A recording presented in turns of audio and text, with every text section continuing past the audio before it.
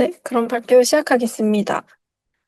오늘 이제 발표할 내용은 Security of CSPM으로 AWS 보안 시작하기라는 주제로 발표를 하겠습니다. 일단 그 내용에 대해 이제 설명을 하기 전에 간단하게 자기소개부터 하면 저는 이제 2021년도에 클래스 메소드에서 입사해서 솔루션 아키텍터로 일을 하고 있는 임채정이라고 합니다. 사실 저도 이제 몇 년 동안 AWS 서비스를 이제 만지고 있지만 AWS 보안에 대해서 잘 아냐라는 질문을 들으면 사실 좀 대답하기 어려운 부분이 있거든요. 왜냐면 이제 제가 자주 사용하는 서비스에 대해서 보안적으로 어떤 부분을 주의하면 되냐라고 하면 대답할 수 있기는 하지만 좀 제가 AWS는 굉장히 많은 서비스가 있기 때문에 제가 잘 모르는 서비스에 대한 질문을 받으면 좀 이제 대답하기 어려운 부분이 있거나 합니다. 이제 저도 이제 처음으로 이제 AWS를 만지기 시작했을 때 어떤 부분을 조심해서 만져야 되냐라는 고민이 있었을 때 저도 동일하게 이 Security of CSPM이라는 서비스를 통해서 아, 이런 부분도 조심해야 되는구나라고 깨달은 게 있었기 때문에 오늘 주제로 Security of CSPM이라는 서비스를 선택을 해서 발표를 하게 되었습니다.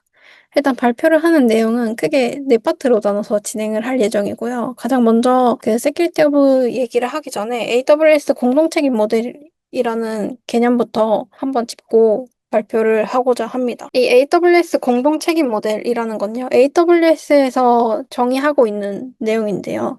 AWS와 그 AWS를 사용하는 고객 간의 보안 책임 을 명확하게 하기 위한 책임 경계입니다. 특히 이런 이 그림을 보신 분들 AWS 사용하시는 분이라면 있을 것 같은데 이제 여기 이 그림에서 얘기를 하고 있는 거는 AWS에서는 데이터 센터와 같은 물리적인 인프라라든지 네트워크, 하드웨어 같은 보안 책임을 진다라는 걸 여기서 이야기하고 있고요. 이 노란색 부분에서.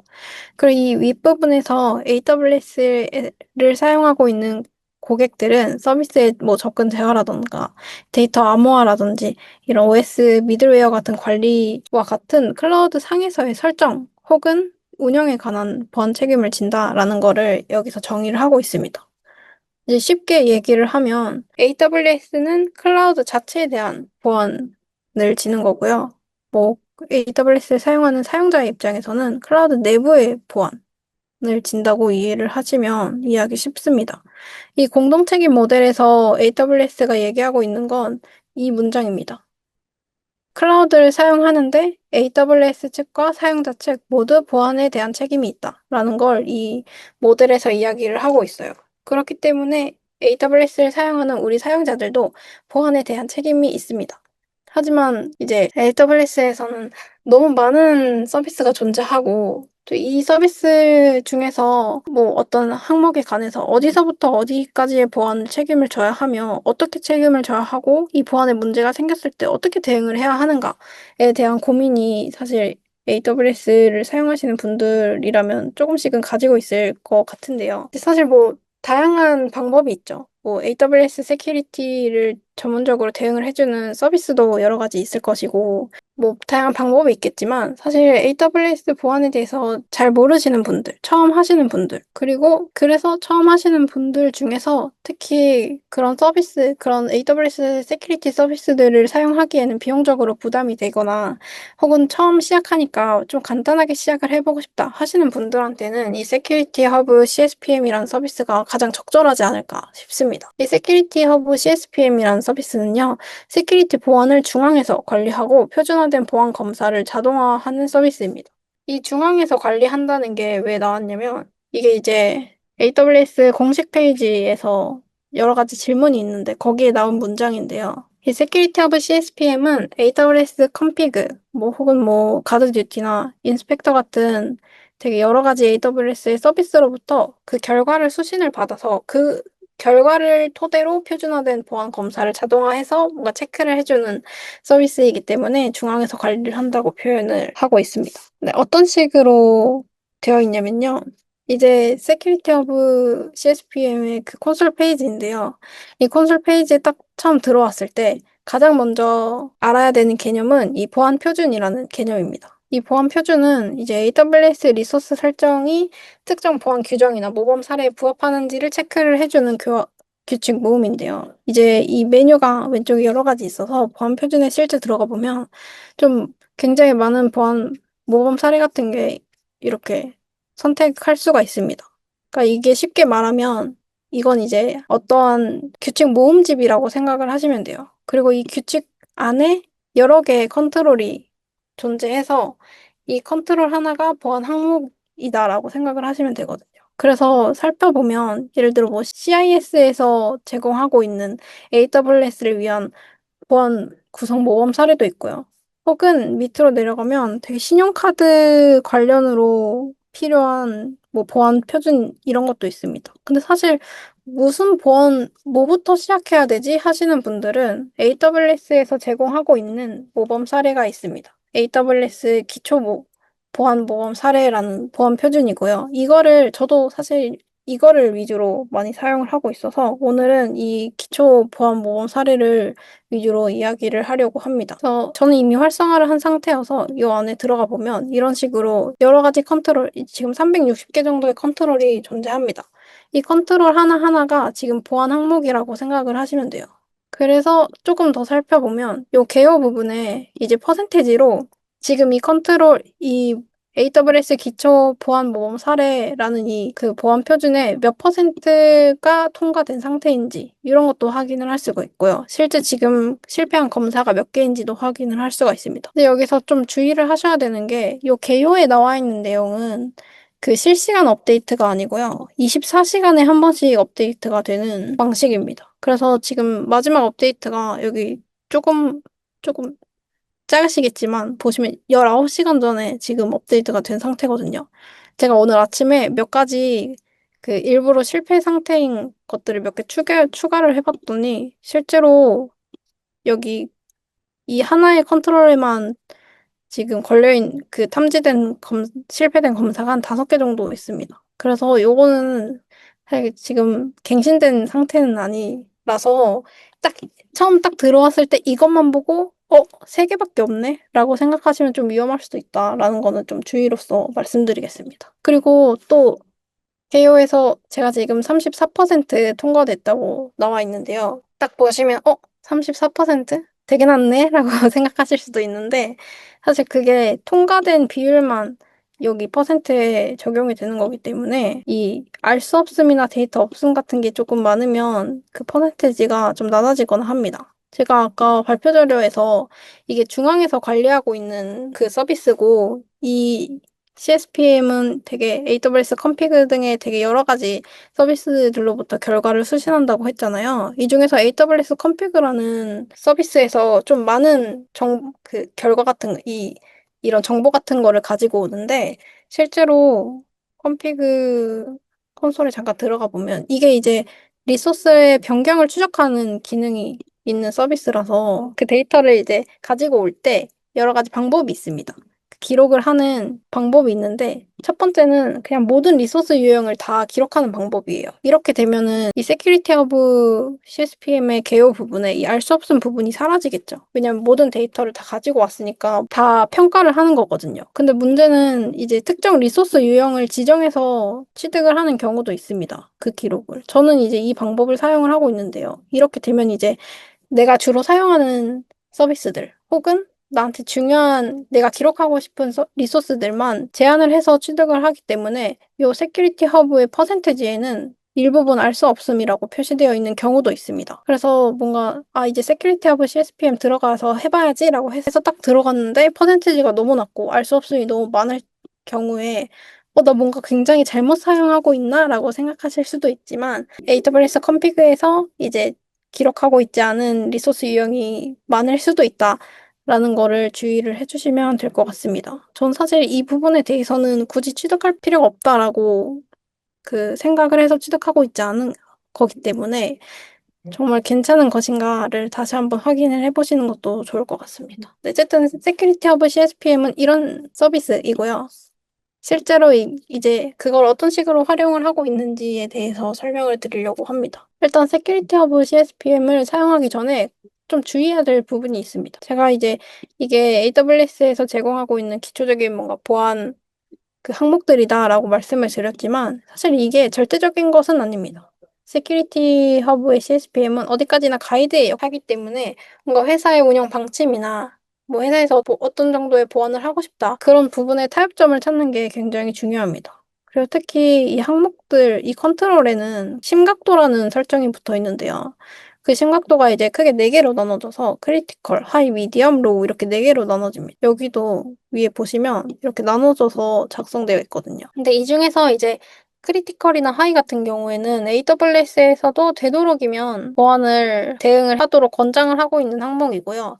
그중에서 뭐 미디엄이나 로우 같은 경우는 사실 뭐 하면 좋지만 뭐 운영 방침에 따라서 안 해도 상관없다라고 되어 있는 항목이기 때문에 이런 난이도가 심각도 같은 것도 포함해서 이제 그 회사에서 실제로 AWS 클라우드 환경을 어떤 식으로 운영을 하고 싶냐 그런 방침 같은 거를 따라서 이제 가이드 형식으로 사용하는 게 가장 적절하다고 생각합니다. 그래서 실제로 그런 식으로 뭔가 세큐리티 허브 측의 보안 항목이 뭔가 탐지가 되었을 때 어떤 식으로 대응을 하면 되는가를 저는 크게 세 가지로 나눠서 대응을 합니다. 물론 다른 방법도 있을 수는 있겠지만 저는 굳이 다른 방법은 사용하지 않고요. 이렇게 세 가지로 나눠서 대응을 하는데요. 첫 번째는 이제 컨트롤 자체를 무효화하는 겁니다. 예를 들어 아까 말씀드렸다시피 심각도가 로우인 항목들, 이제 심각도가 낮음으로 되어 있는 항목들은 굳이 대응할 필요 없는 항목들도 좀 많습니다. 그중에 한 개 들어가 보면, 예를 들어 뭐 EC2 관련으로 들어가 보면, 이 항목은 AWS 뭐 템플릿에 이 인스턴스 메타데이터 서비스 버전 2를 사용을 해야 한다라는 항목이거든요.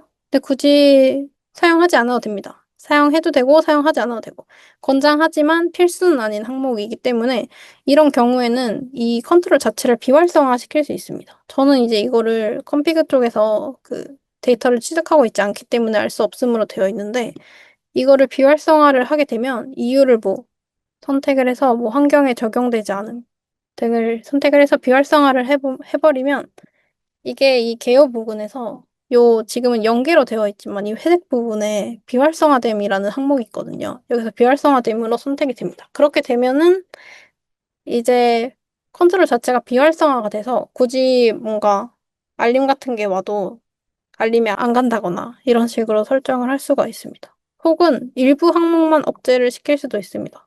예를 들어 AWS 어카운트에 뭐 프로덕션 환경이랑 검증 환경 두 개를 구축하고 있는 경우에는 사실 프로덕션 환경은 좀 엄격하게 보안을 지킬 필요가 있지만 검증 환경은 그렇게 엄격하지 않아도 되거든요. 그럴 경우에는 뭐 예를 들어 여기에 들어있는 항목들이 이제 각각의 검사가 그 탐지가 걸린 항목들인데 그중에서 실패하고 있는 거를 클릭을 해서 워크플로우 상태를 억제됨으로 변경할 수도 있습니다. 그렇게 억제됨으로 되면 이 워크플로우라는 상태가 원래 new였던 것이 이 억제 상태로 변경되게 되거든요. 이렇게 되면은 요 개요 부분에서 실패된 검사에 포함되지 않습니다.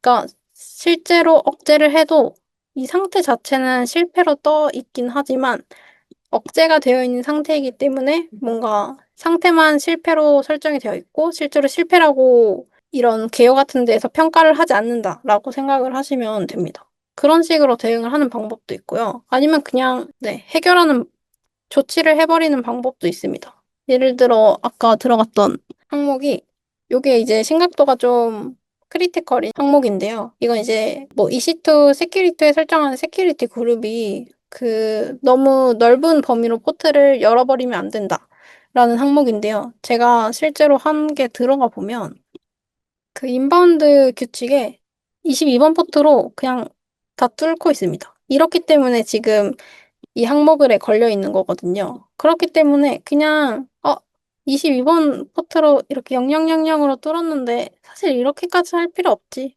라고 생각해서 이 인바운드 규칙을 삭제해버린다거나 하는 식으로 대응을 하는 방법도 있습니다. 그렇게 크게 세 가지의 그 대응 방법이 존재하고요. 실제로 이제 저도 그 회사 이제 고객님 대행을 하면서 어떤 환경을 구축을 한 적이 있는데 그 환경에서 고객님이 이제 보안으로 세큐리티 허브 CSPM을 사용을 하고 싶다. 근데 처음에 어떤 식으로 어떤 항목을 대응을 해야 되고 어떤 항목은 대응하지 않아도 되는지 그런 판단을 하기가 어렵다라는 고객님이 계셔서 그 안건에 대응을 한 적이 있습니다. 거기서 실제로 나왔던 예시인데요. 조금 재미있어가지고 오늘 발표해서 좀 소개를 해드리면 좋지 않을까 싶어서 가지고 왔습니다. 일단 고객님 회사는 온프레미스 환경에 메일 서버를 사용하고 있는 환경이었고요. 그 메일 서버가 이제 AWS 환경에 있는 아마존 SES 서비스를 통해서 되게 여러 가지 그 여러 고객님, 여러 사용자들한테